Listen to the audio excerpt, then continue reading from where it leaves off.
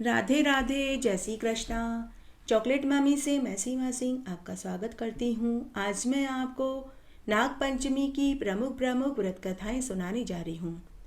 अगर आप नाग पंचमी का व्रत करते हैं, पूजन करते हैं, तो साथ में आपको व्रत कथाएं भी सुननी चाहिए। इससे व्रत का संपूर्ण फल प्राप्त होता है। आइए अब हम एक एक करके नाग पंचमी की पुण्य फल देने वाली व्रत कथाएं सुनते हैं। एक बार एक गांव में एक साहूकार था। उसके 7 बेटे और 7 बहुएं थीं। 6 बड़ी बहुओं के तो पीहर था, लेकिन 7वीं बहू के पीहर नहीं था। जब 7वीं बहू गर्भवती हुई तो उसके पीहर तो था नहीं जो घेवर आता। तब बड़ी बहुओं के मायके से घेवर आए। 7वीं बहू को घेवर खाने की इच्छा हो रही थी, तो उसने थोड़ा सा घेवर का टुकड़ा चुरा लिया और पानी भरने का बहाना बनाकर पनघट पर पानी भरने आ गई। मन ही मन सोचने लगी कि पनघट पर जाकर एकांत में घेवर खा लूंगी। तब पनघट पर पहुंचकर उसने घेवर के टुकड़े को केले के पत्ते के ऊपर एक पेड़ के पास रख दिया, यह सोचकर कि पहले पानी भर लेती हूँ, फिर आराम से बैठकर घेवर खाऊंगी। उसके बाद 7वीं बहू ने पानी का घड़ा भरा। पानी का घड़ा भरने के बाद वह पेड़ के पास घेवर लेने पहुंची। उस पेड़ के पास एक बांबी थी, जिसमें एक गर्भवती नागिन रहती थी। उस गर्भवती नागिन को भी घेवर देखकर खाने की इच्छा हुई, तो वह घेवर खाने लगी। उसने सोचा कि साहूकार के बेटे की बहू अगर गाली देगी तो मैं उसे काट लूंगी, और अगर वह मुझे कुछ नहीं कहेगी तो वह बिना पीहर की है, उसे मैं पीहर का सुख दे दूंगी। साहूकार के बेटे की बहू ने जब सरपणी को घेवर खाते हुए देखा तो उसने कहा कि बेचारी, यह भी कोई मेरी जैसी ही होगी, यह भी शायद गर्भवती है, इसे भी घेवर खाने की इच्छा हुई होगी। कोई बात नहीं, मैं खाऊं या ये खाए, एक ही बात है। यह सुनकर नागिन खुश हो गई। उसके बाद नागिन अपने बिल में आई और घेवर वाली पूरी बात अपने बच्चों को बताई और उनसे कहा कि तुम लोग इंसान का रूप धारण करके साहूकार के छोटे बेटे की बहू को बहन बनाकर अपने मायके में ले आओ, क्योंकि वह गर्भवती है। इस नाते उसका पहला बच्चा तो मायके में ही होना चाहिए। आज से तुम उसके भाई हो और मैं उसकी माँ हूँ। यह सुनकर नागिन के बेटे इंसान का रूप बना करके साहूकार के घर गए और साहूकारनी से बोले कि हम हमारी बहन को लेने आए हैं, तो आप उसे भेज दो। हमारी माँ ने कहा है कि पहला बच्चा तो मायके में ही होना चाहिए। तब बहू की सास, जेठानी और नंदों ने कहा कि इसके तो कोई मायका ही नहीं है, आप इतने दिन कहाँ थे, पहले तो कभी नहीं आए। तो नागिन के बच्चों ने कहा कि समधन जी, हमारी बहन भी हमें नहीं पहचानती। जब हमारी बहन का जन्म हुआ तब हम ननिहाल गए हुए थे, और जब हमारी बहन की शादी हुई तब हम परदेश कमाने गए हुए थे। नागिन के बच्चे अपनी बहन की सास, जेठानी और नंदों के लिए खूब सारे गहने, कपड़े और मिठाइयाँ लेकर गए थे, जिन्हें देखकर सास तो प्रसन्न हो गई, लेकिन जिठानियाँ और नंदे जल भुन गई। नागिन के बच्चों की बातों पर विश्वास करके साहूकारनी ने अपनी छोटी बहू को उसके साथ उसके मायके के लिए भेज दिया। नागिन के बच्चे साहूकारनी की बहू को लेकर बांबी के पास आए। वहां आकर उन्होंने कहा कि बहन, हम तो सर्प हैं, तुम्हारा घेवर हमारी माँ ने खाया था, उसने तुम्हें अपनी बेटी माना है, इस नाते तुम हमारी बहन हुई। हमारी माँ ने ही तुम्हें बहन बनाकर घर लाने के लिए भेजा है, इसलिए बहन तुम डरना मत, तुम हमारी पूंछ पकड़ लो, हम तुम्हें हमारी बांबी के अंदर घर में ले जा रहे हैं। तब बहन ने भाइयों की पूंछ पकड़ ली और बांबी में पहुंच गई। अंदर जाने के बाद बहन ने देखा वहां बहुत सुंदर महल नुमा मकान बना हुआ था, जहां ऐशो आराम के सभी साधन उपलब्ध थे। वहां बहन को भाइयों ने बड़े ऐशो आराम से रखा। उसकी सेवा के लिए नौकर चाकर लगा दिया। वहां नागलोक में सभी के शरीर तो सर्प के थे, लेकिन उनका चेहरा मनुष्य का था। सभी मनुष्य की आवाज में बातें कर रहे थे। इस तरह बहू का समय आराम से निकलने लगा। तब एक दिन उसे एक लड़का हुआ। जब लड़का बड़ा हुआ तब एक दिन की बात है। सर्पलोक में एक बहुत बड़ा नगर बसा हुआ था, जहां आस पास में भी सभी सर्प ही रहते थे। तब एक दिन साहूकार के बेटे की बहू पड़ोस में बैठी हुई थी। तब एक सर्प पड़ोसन ने साहूकार के बेटे की बहू के कान भर दिए और बोली कि अगर तू तेरी माँ की इतनी ही लाडली है तो तू तेरी माँ से कह कि आज से सर्पों को दूध मैं ही पिलाऊंगी। पड़ोसन का ताना साहूकार की बहू को सहन नहीं हुआ। वह घर आई और अपनी नागिन माँ से जिद करके बोली कि अब से मैं अपने सर्प भाइयों को दूध मैं ही पिलाऊंगी। नागिन माँ ने अपनी बेटी से कहा कि बेटी, दूध तो तुम पिला सकती हो, लेकिन तुम ध्यान रखना, दूध को गर्म करने के बाद ठंडा होने पर ही घंटी बजाना। तो साहूकार की बहू ने अपनी नागिन माँ को हामी भर दी। अब साहूकार की बहू ही अपने सर्प भाइयों को दूध पिलाने लगी। तब एक दिन की बात है। अभी दूध पूरा ठंडा भी नहीं हुआ था कि उसके लड़के ने घंटी बजा दी। घंटी की आवाज सुनते ही सभी छोटे बड़े सर्प दूध के कड़ाह में मुंह डालकर दूध पीने लगे, जिससे उनका मुंह जल गया। सभी सांप क्रोधित होकर अपनी नागिन माँ से बोले कि हम हमारी बहन को काटेंगे, इसकी वजह से हमारा मुंह जल गया। नागिन माँ ने अपने बच्चों से कहा कि तुम इसे मत काटो, यह तुम्हें आशीर्वाद देगी। तब साहूकार की बहू ने अपने सर्प भाइयों को आशीर्वाद दिया और बोली, जियो मारा नाग नागिन, जियो मारा खांडा बांड्या बीर, बीर उड़ावे दिखणीरो चीर, चीर तो फाट जावे पण खांड्या बांड्या वीर जीता रहे। इस तरह समय बीतने लगा। तब एक दिन फिर से साहूकार की बहू नागलोक में पड़ोस में बैठी हुई थी। फिर से पड़ोसन सर्प ने साहूकार की बहू को ताना देते हुए कहा कि तेरी माँ तेरा इतना विश्वास करती है तो तुझे उन्होंने अभी तक 7वें कोठे की चाबी क्यों नहीं दी? लगता है वह तेरे ऊपर विश्वास नहीं करती। उसमें बहुत से हीरे मोती सोने चांदी के भंडार भरे होंगे, इसीलिए उन्होंने तुझे 7वें कोठे की चाबी नहीं दी। यह सुनकर साहूकार के बेटे की बहू उसी समय अपनी नागिन माँ के पास आई और 7वें कोठे की चाबी मांगने लगी। नागिन माँ ने 7वें कोठे की चाबी देने से इनकार किया, लेकिन साहूकार के बेटे की बहू ने जिद पकड़ ली कि जब तक आप मुझे 7वें कोठे की चाबी नहीं देंगे तब तक मैं अन्न जल ग्रहण नहीं करूंगी। आखिरकार नागिन माँ को साहूकार के बेटे की बहू को 7वें कोठे की चाबी देनी ही पड़ी। तब साहूकार के बेटे की बहू ने 7वां कोठा खोल करके देखा तो उसमें वासुकी नाग झूले पर झूला झूल रहे थे। तब बहू बोली कि बाबा राम राम। वासुकी नाग बोले कि तूने मुझे बाबा बोला और साथ ही राम राम किया, नहीं तो मैं तुझे डस लेता। तब बहू बोली कि बाबा आप तो मेरे धर्म के पिता हैं, आप मुझे कैसे डस सकते थे? और फिर बोली कि जियो मारा नाग नागिन, जियो मारा वासुकी नाग, जिन मेरो लाड लडाइया वे देवे मुझे 9 करोड़ का हार। यह सुनते ही वासुकी नाग देवता ने बहू को 9 करोड़ का हार दे दिया। हार पाकर बहू बहुत प्रसन्न हुई। उसके बाद नागिन माँ ने अपने बेटों से कहा कि देखो तुम्हारी बहन अब बड़े बड़े घरों में हाथ डालने लगी है, पड़ोसन की सिखाई सीख में आने लगी है, इसलिए अब तुम इसे वापस इसके घर पहुंचा दो। तब नागिन के बच्चों ने अपनी बहन को बहुत से गहने कपड़े रुपए आदि देकर ससुराल छोड़ आए। जब बहू खूब सारे गहने कपड़े धन और मिठाइयाँ लेकर पहुंची तो सास देखकर बहुत खुश हुई, लेकिन जिठानियाँ देवरानियाँ और ननद जल भुन गई।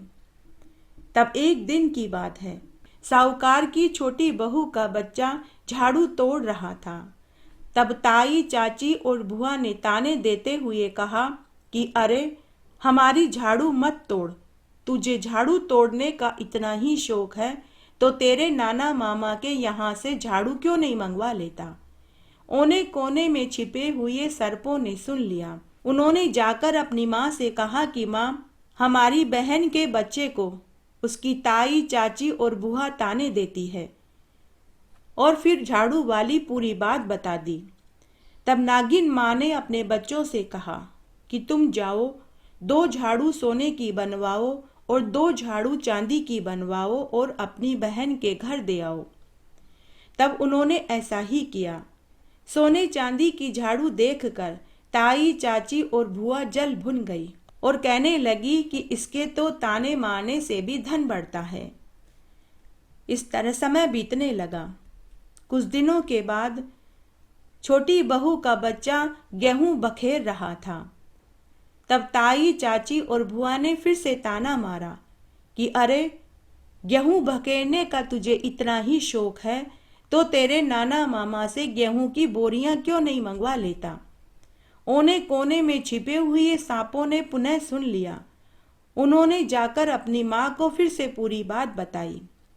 तो नागिन माँ ने अपने बच्चों से कहा कि 2 बोरी दाने सोने के घड़ाओ, 2 बोरी दाने चांदी के घड़ाओ और अपनी बहन के घर दे आओ।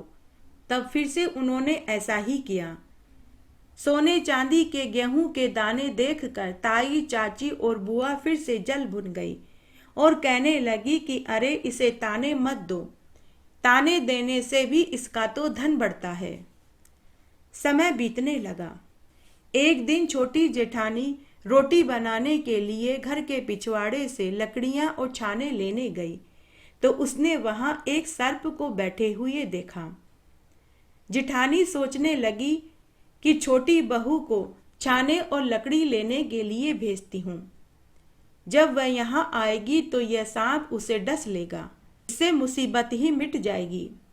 तब जेठानी ने छोटी बहू से कहा कि बहू, रोटियां बनानी हैं, जाओ तुम पिछवाड़े से लकड़ी और छाने ले आओ। छोटी बहू लकड़ी और छाने लेने गई तो उसे वहां सांप बैठा हुआ मिला। छोटी बहू ने सांप से कहा कि भैया राम राम। भैया कैसे हो, घर में सब ठीक तो हैं? भैया घर में मेरा सबको राम राम कहना। यह सुनकर सांप खुश हो गया। उसने झट से बहू को सोने की पायल और बिछिया दे दी। बहू सोने की पायल और बिछिया पहनकर छम छम करती हुई लकड़ियां और छाने लेकर भीतर आ गई, जिसे देखकर जिठानियां देवरानियां और ननद जल भुन गई। इस तरह समय बीतने लगा। अब एक दिन की बात है, जिठानी और देवरानी ऊपर छत से सूखे कपड़े उठाने गई तो वहां उन्होंने कपड़े सुखाने के तार के ऊपर एक सांप को लिपटे हुए देखा। तो उन्होंने योजना बनाई कि छोटी बहू को यहाँ कपड़े लेने के लिए भेजते हैं। जब वह यहाँ कपड़े लेने आएगी तो यह सांप उसे डस लेगा। तो वे जल्दी जल्दी छत से नीचे आई और देवरानी से बोली कि अरे छोटी जाओ, बारिश होने वाली है, तुम सूखे कपड़े छत से नीचे ले आओ। छोटी बहू छत पर सूखे कपड़े लेने गई तो उसे तार पर सांप लिपटा हुआ मिला। तब छोटी बहू ने सर्प से कहा कि भैया राम राम, घर के क्या हालचाल है?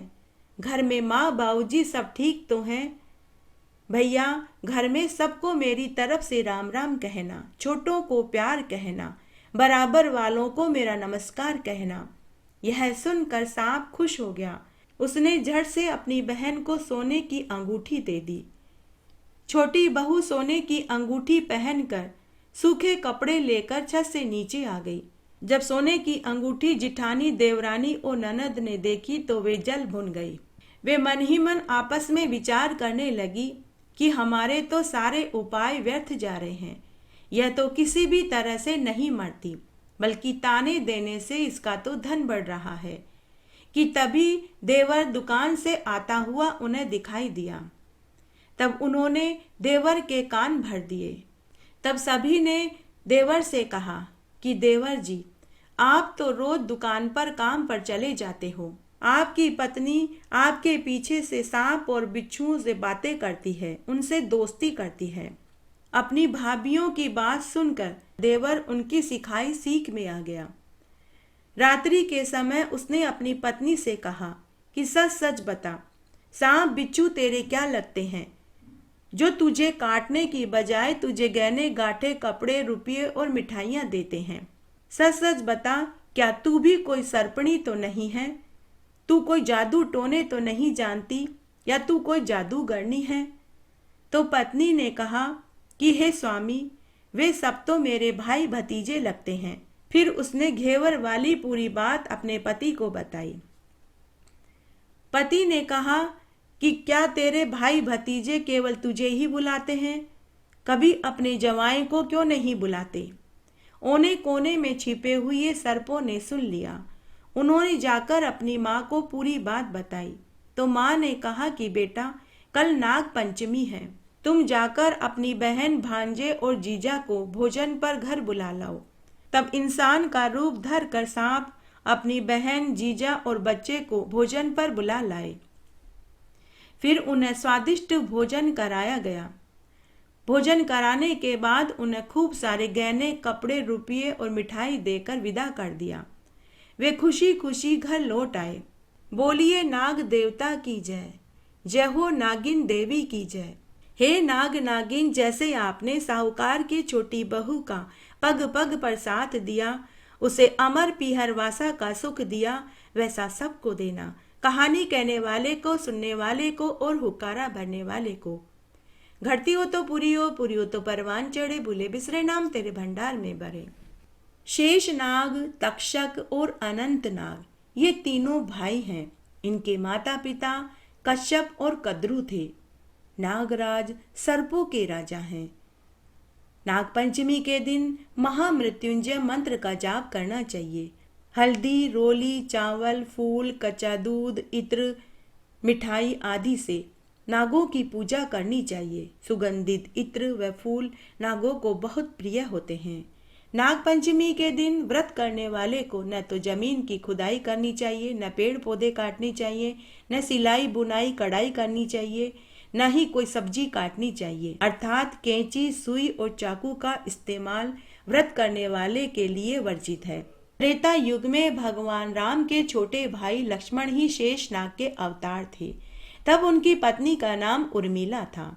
नागपंचमी के दिन नाग देवता की पूजा करने से घर में धन धान्य सुख समृद्धि दीर्घायु पुत्र अखंड सुहाग मिलता है। इस दिन नागों की पूजा करने से नाग का भय नहीं सताता। यदि जन्म कुंडली में काल सर्प दोष हो तो इस दिन व्रत और नागों की पूजा करने से यह दोष दूर हो जाता है। आइए अब हम नागपंचमी की एक बिल्कुल नई कहानी सुनते हैं। बात बहुत पुरानी है। एक बार नागलोक में सभी छोटे बड़े नाग नाग देवता और नाग माता से बोले कि हे पितामह, हे मातामह, कलयुग में हमारी क्या पहचान है? कौन हमारी पूजा करता है, कौन हमें मानता है, इसका हमें कैसे पता चलेगा? हमारी पहचान धरती पर कहीं गुम तो नहीं हो गई, इसका कैसे मालूम होगा? तब उनके दुख और परेशानी को जानकर नाग देवता ने कहा कि हे नागों, हे मेरे पुत्रों, ईश्वर ने, देवों के देव महादेव ने नागपंचमी का दिन हमारे लिए घोषित किया है। तुम्हारा कहना सत्य है, इसलिए मैं खुद धरती पर जाकर लोगों की परीक्षा लूंगा और देखूंगा कि नागपंचमी के दिन कौन हमारी पूजा करते हैं, व्रत करते हैं। जो नागपंचमी के दिन हमारी पूजा करेंगे, व्रत करेंगे, मैं उन्हें दुनिया भर के सारे सुख प्रदान कर दूंगा, और जो नहीं करते उन्हें मैं शाप दे दूंगा। तब नाग देवता और नाग माता अपने एक नागपुत्र को लेकर धरती पर पहुंचे। उन सभी ने मनुष्य का रूप धारण कर लिया। उस दिन नाग पंचमी का दिन था। नाग दंपति घूमते घूमते एक गांव में पहुंचे। वहां गांव में एक सपेरा सांपों की टोकरी लेकर बीन बजाता हुआ इधर उधर घूम रहा था। लेकिन कोई भी सपेरे को और उसके नाग को कुछ भी नहीं दे रहे थे। मनुष्य रूप धारण किए हुए नाग दंपति ने सपेरे से पूछा कि अरे भाई, तुम्हारा यहाँ कैसे गुजारा होता है? कैसे तुम अपना और अपने नाग का पेट भरते हो? तो सपेरा दुखी होते हुए बोला कि अरे भाई, क्या बताऊं, बड़ी मुश्किल से गुजारा होता है। कभी कोई अन्न दे देता है तो कभी कोई भला आदमी मेरे सपोले को दूध पिला देता है, और अगर किसी दिन कुछ नहीं मिलता तो जंगल से लकड़ियां बीन कर मैं शहर में बेचता हूँ। उसी से मैं अपना, अपने परिवार का और अपने इस सपोले का पेट भरता हूँ। यह सुनकर नाग देवता ने कहा कि अरे, आज तो नाग पंचमी का इतना बड़ा त्योहार है, आज के दिन भी ये लोग तुम्हें और तुम्हारे नाग को कुछ नहीं दे रहे। तो उसने इनकार कर दिया। यह सुनते ही नाग देवता को बहुत क्रोध आया। तब नाग दंपति अपने पुत्र को लेकर एक हवेली नुमा मकान में गए और दरवाजा खटखटाने लगे। तो भीतर से एक बहुत पैसे वाले सेठ सेठानी बाहर आए। नाग माता ने सेठ सेठानी से कहा कि मेरा पुत्र 2 दिन से भूखा है, कृपया करके बच्चे को दूध पिलाने जितने पैसे दे दीजिए, ज्यादा नहीं तो 1 कटोरी दूध ही दे दो। ऐसा सुनते ही दोनों सेठ सेठानी गुस्सा होते हुए बोले कि जाओ यहाँ से, हमारे पास तुम्हें देने के लिए न रुपया है न ही दूध है। फिर उन्होंने अपने नौकरों से कहकर उन्हें धक्का देकर घर से निकाल दिया।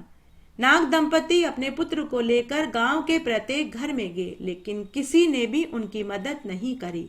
फिर वे गांव में राजा के घर पहुंचे, लेकिन राजमहल में भी किसी ने उनकी मदद नहीं करी। नाग दंपति ने देखा कि आज तो नाग पंचमी का दिन था, लेकिन कोई भी स्त्री पुरुष न तो नागों की पूजा कर रहे थे, न ही किसी ने व्रत रखा था और न ही कोई दान पुण्य कर रहे थे। तब नाग देवता अपनी पत्नी से बोले कि हे प्रिय, नागलोक में सभी नागों और सर्पों का कहना बिल्कुल सही था। यहाँ धरती पर कोई भी हमारी पूजा नहीं करता, न ही किसी ने नाग पंचमी पर हमारा व्रत रखा है, न ही कोई सर्पों को दूध पिलाता है। महादेव भगवान ने हमारे लिए नाग पंचमी का दिन निश्चित किया था कि आज के दिन सभी स्त्री पुरुष नागों और सर्पों की पूजा करेंगे, दूध पिलाएंगे और दान पुण्य करेंगे और व्रत रखेंगे, तो हम उन्हें वरदान के रूप में धन, पुत्र, वैभव, दुनिया के सभी सुख और सर्पों के भय से उन्हें मुक्ति प्रदान करेंगे। लेकिन हे देवी, आज धरती का दृश्य देखकर तो मैं अत्यंत ही दुखी हो गया हूँ। आज मैं इन्हें शाप देकर ही जाऊंगा। अभी नाग देवता की बात खत्म ही हुई थी कि उन्होंने देखा कि एक साहूकार परिवार के बेटे की बहू थाली में पूजा की सामग्री, ओढ़नी, कच्चा दूध, मिठाई, इत्र, फूल लेकर उसी सपेरे के पास आई। उसने सपेरे से कहा कि भाई, आज मेरा नाग पंचमी का व्रत है, आज मैं नाग की पूजा करना चाहती हूँ। क्या तुम थोड़ी देर के लिए अपने नाग को टोकरे से बाहर निकाल दोगे? तो सपेरे ने हामी भरी। सपेरे ने टोकरी में से नाग को बाहर निकाल दिया। साहूकार के बेटे की बहू ने नाग की पूजा करी, उसे दूध पिलाया, मिठाई खिलाई और सपेरे को कपड़े और दक्षिणा के रुपए दिए। जब नाग दंपति ने साहूकार के बेटे को नागपंचमी की पूजा करते हुए देखा तो वे उसके पास गए और बोले कि बेटी, हम दोनों और हमारा बच्चा 2 दिन से भूखे हैं, क्या हमें भोजन और हमारे बच्चे को पीने के लिए दूध मिलेगा? तो साहूकार के बेटे की बहू बोली कि जरूर मिलेगा, आप मेरे साथ मेरे घर चलिए। तब साहूकारनी उन्हें लेकर घर आई, उन्हें खीर, पूड़ी, हलवा, मिठाई खिलाई और बच्चे को पीने के लिए दूध दिया। तब जब वे जाने लगे तो उन्होंने साहूकार के बेटे की बहू को पूरी सच्चाई बताई। बेटी, हम नाग देवता और नाग माता हैं। हम आज नाग लोक से पृथ्वी के लोगों की परीक्षा लेने आए थे।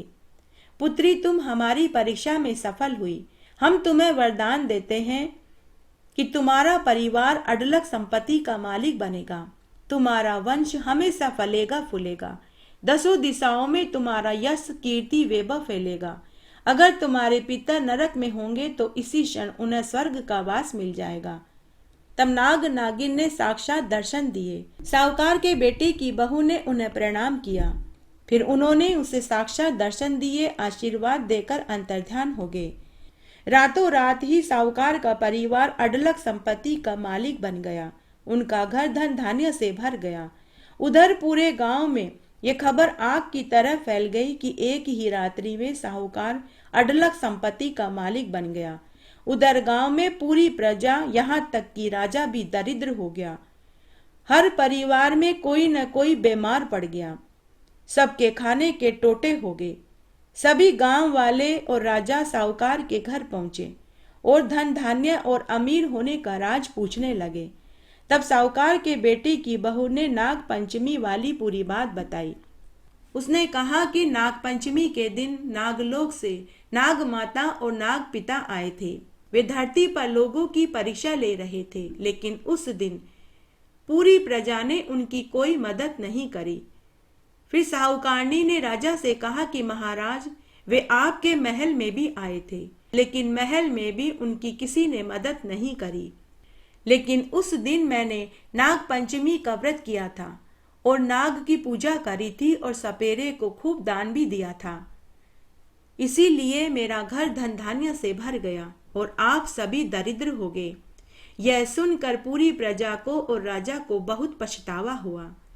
तब राजा ने पूरी नगरी में यह ढिंडोरा पिटवा दिया कि सभी को नाग पंचमी का व्रत करना चाहिए और नागों का पूजन करना चाहिए और दान देना चाहिए। उसके साल भर बाद नाग पंचमी आई।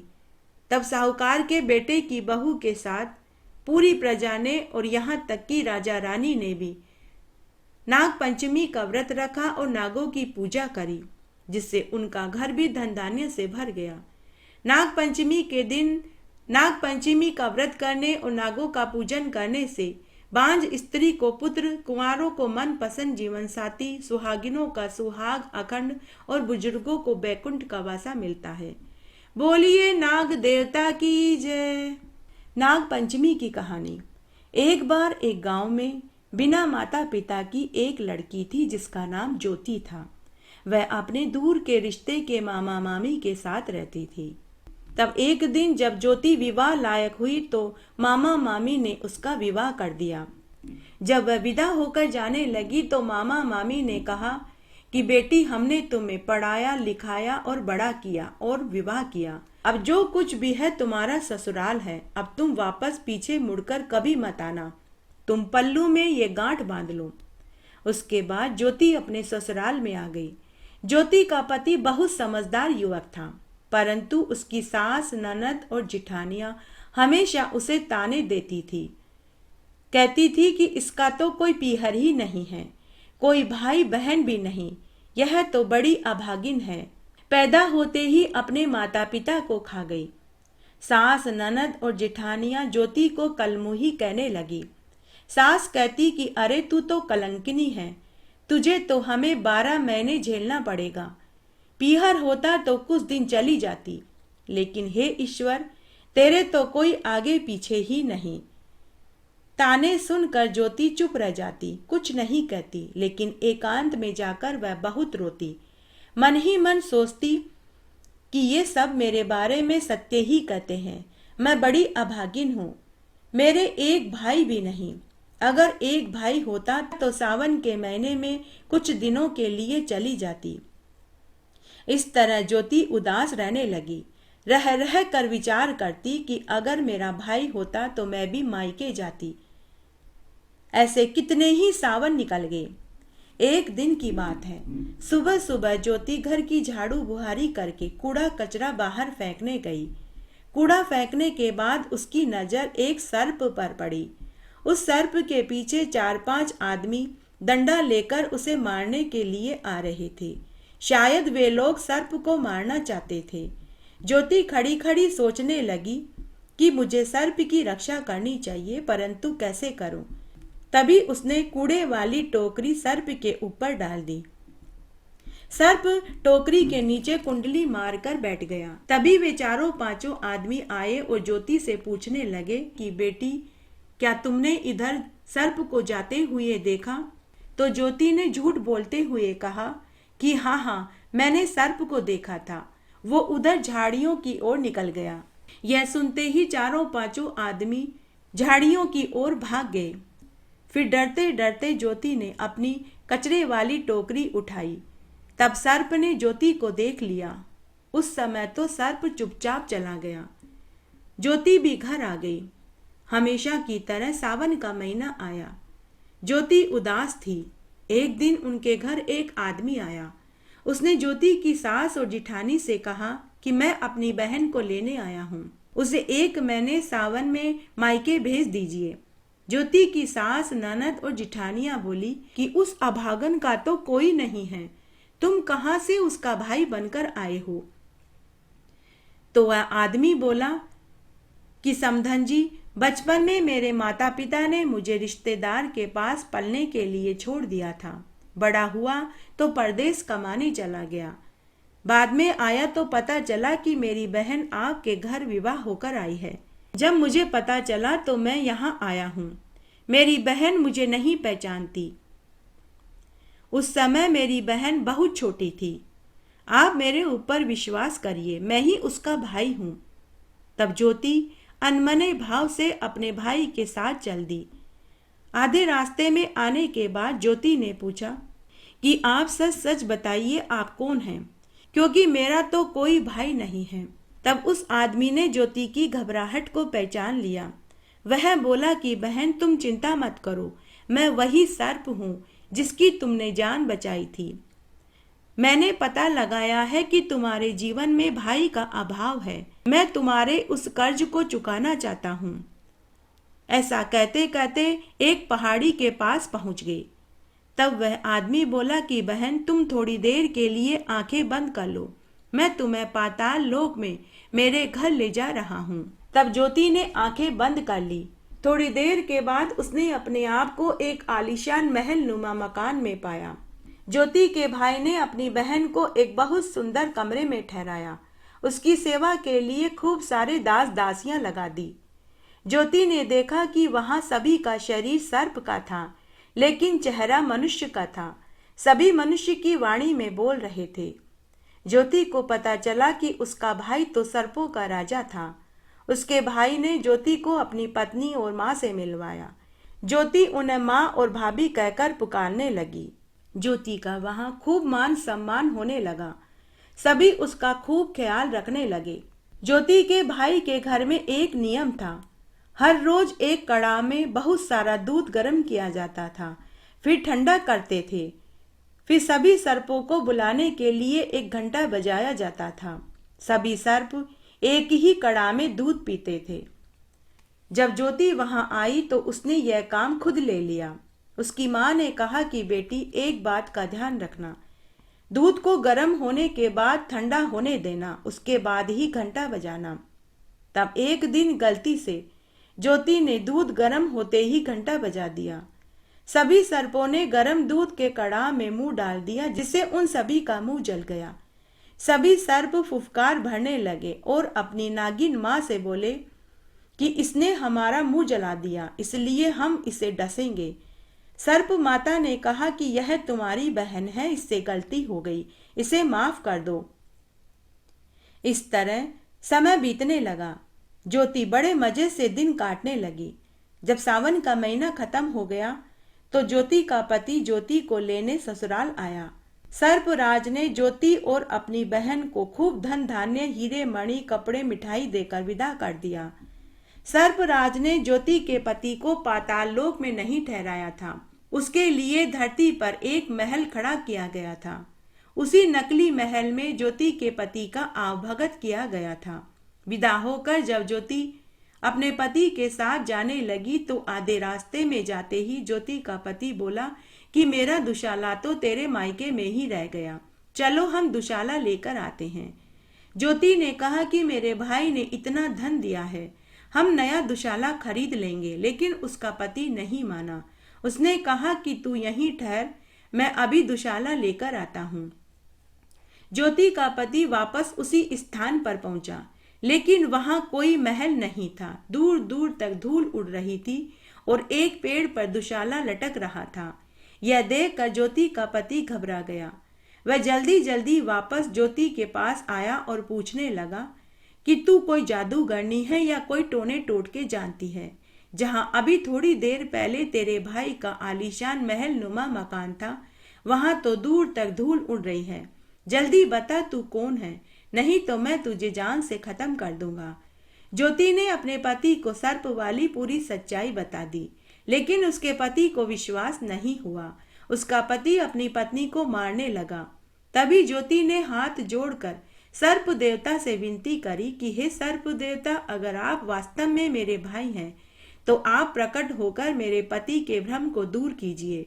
तभी वहां सर्पराज प्रकट हो गए और उन्होंने ज्योति के पति से कहा कि मेरी बहन सत्य कह रही है, इसने मेरी जान बचाई थी, उसी का ऋण मैंने इसका भाई बनकर चुकाया है।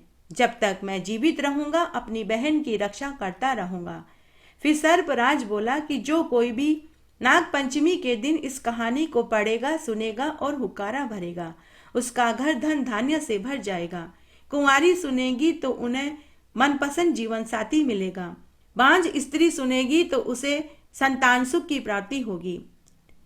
बुजुर्ग सुनेंगे तो उन्हें बैकुंठ का वासा मिलेगा।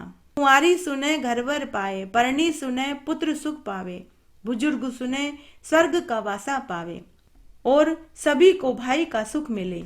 ऐसा कहकर सर्पराज अदृश्य हो गए। ज्योति के पति का भ्रम दूर हो चुका था। वह अपनी पत्नी को लेकर अपने घर वापस आया। धन देखकर सास ससुर तो बहुत प्रसन्न हुए, लेकिन देवरानी, जिठानी और ननद जल बुन गई। जय हो नाग देवता की, जय हो नागिन देवी की। नाग पंचमी की कहानी। एक बार एक साहूकार पति पत्नी थे।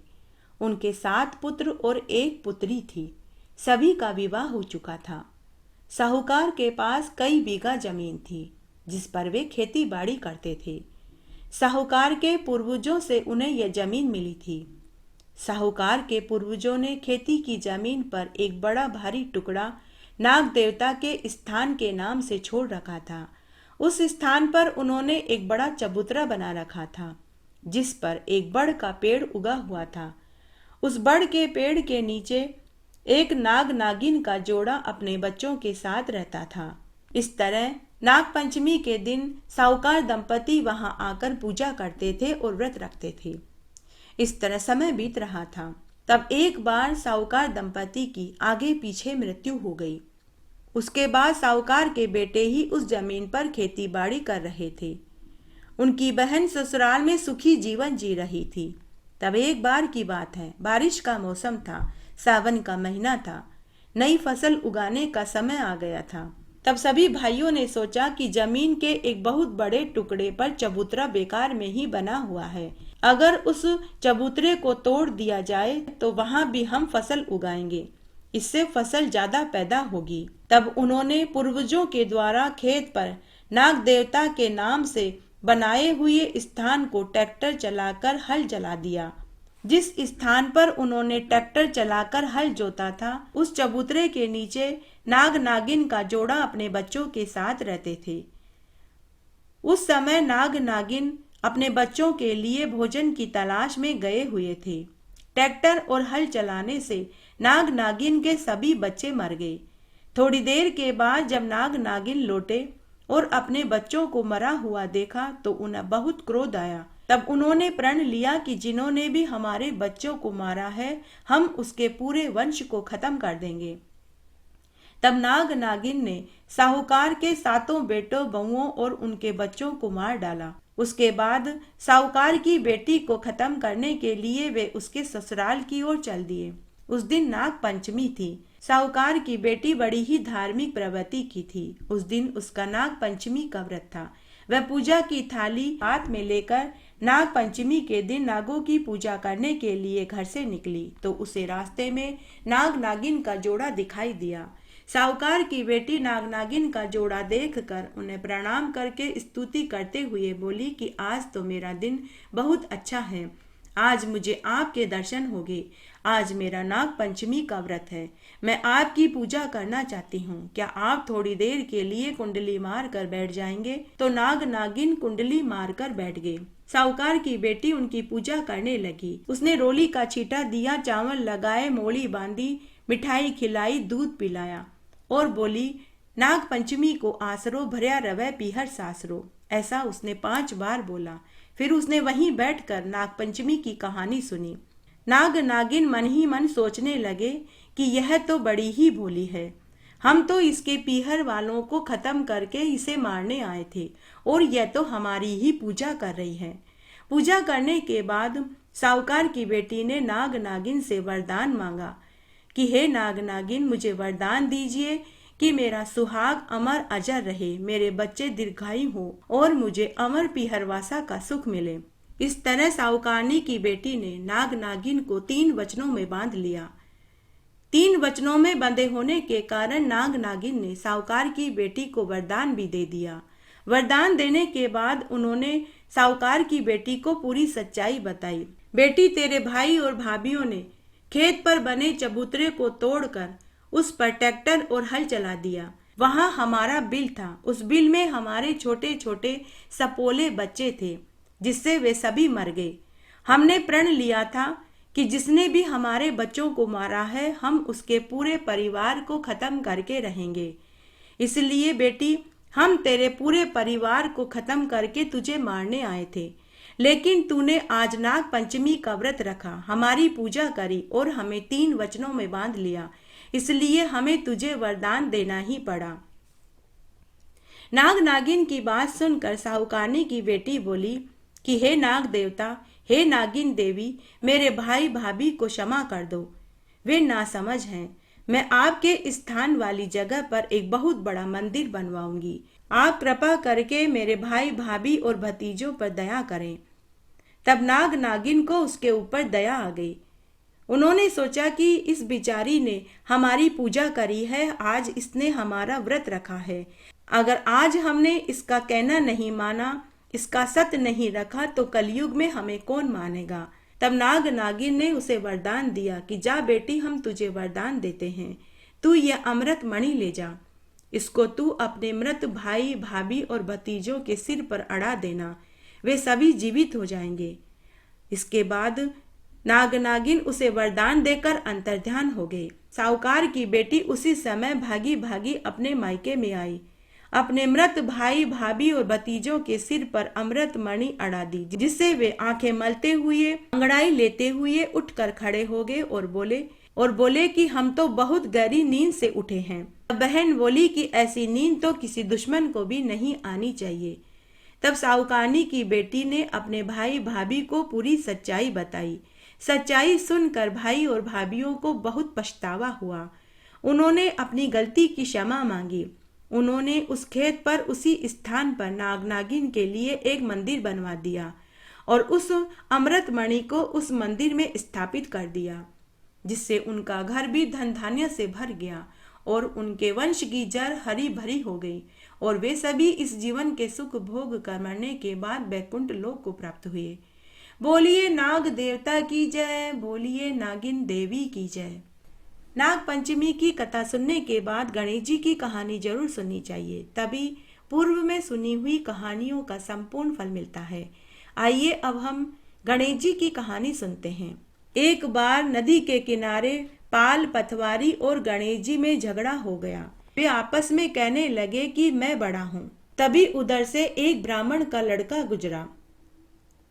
तब पाल, पथवारी और गणेश जी ने ब्राह्मण के लड़के से कहा कि हे पुत्र, तू बता हम तीनों में से कौन बड़ा है। तब ब्राह्मण के लड़के ने कहा कि मैं तो बहुत छोटा हूँ, मैं कैसे बता सकता हूँ कि आप तीनों में से कौन बड़ा है। मैं घर जाकर अपनी माँ से पूछ कर के आता हूँ। ऐसा कहकर ब्राह्मण का पुत्र घर आ गया। घर आकर उसने अपनी माँ से कहा कि माँ, नदी के किनारे पाल माता, पथवारी माता और गणेश जी बैठे हैं। उनमें आपस में कौन बड़ा है इस बात की लड़ाई हो रही है। तो उन्होंने मुझसे पूछा है कि बता हम तीनों में से कौन बड़ा है। अतः माँ तुम बताओ उन तीनों में से कौन बड़ा है। तब माँ ने अपने बेटे को पूरी शिक्षा दे दी।